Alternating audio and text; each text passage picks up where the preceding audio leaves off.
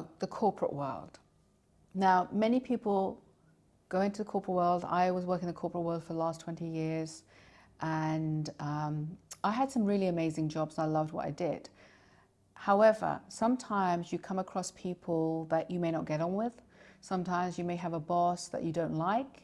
And there are studies showing that many people have left the corporate world because they didn't really like their line manager. And that's one of the key reasons. I think Simon Sinek talked about that. I can't remember, but someone actually talked about that and said that basically key reason why people leave, they don't leave the company, they leave because their line manager is not, they don't get on with their line manager, or they're not very supportive, or they're aggressive, or whatever. But sometimes it's not easy to leave a job because you may feel that you have to find the right job to move to.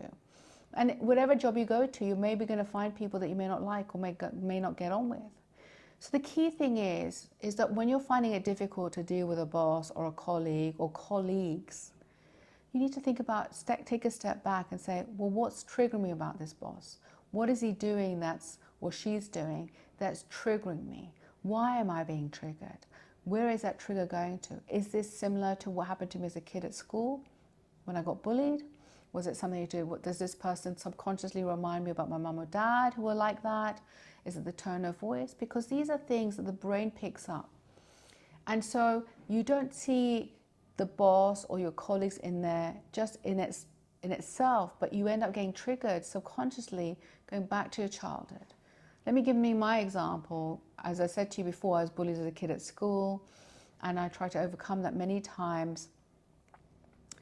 And then when I went into corporate world, I attracted, or I had bullying bosses, who'd really not be very nice, who try and put me down, who weren't supportive. And I used to take it, and it used to really affect me. I had some very severe anxiety. I didn't know how to speak up. Until one day I did learn how to do that. Until I really made the connection where this boss was triggering me, and I'm feeling like I'm still in the playground being bullied again. And that's when I had to start thinking differently and thinking, how do I deal with this boss? How do I speak up? What do I need to say to ensure that this person doesn't take advantage of my self-esteem issues?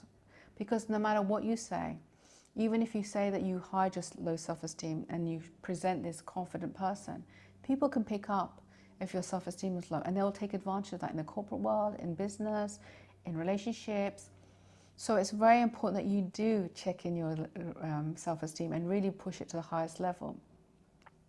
So take a step back and say, what is triggering me about this boss? Is he saying the unkind words to me?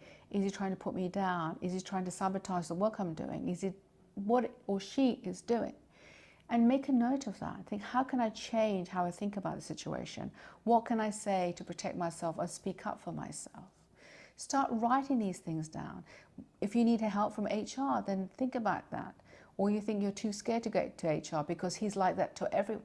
But it doesn't mean that you have to take it. Or you start thinking, well, this person is like this because he's got his own issues or she's got her own issues, because the chances are they do. They wouldn't behave like that if they didn't. Because any person who is more centered with themselves, a leader is going to be encouraging their employees, supporting their employees.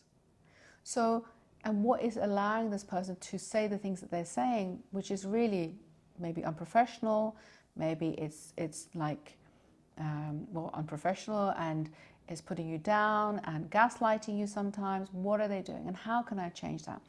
Because I can't be applying for jobs right now, and maybe I am applying for jobs to find another job, but this may continue somewhere else.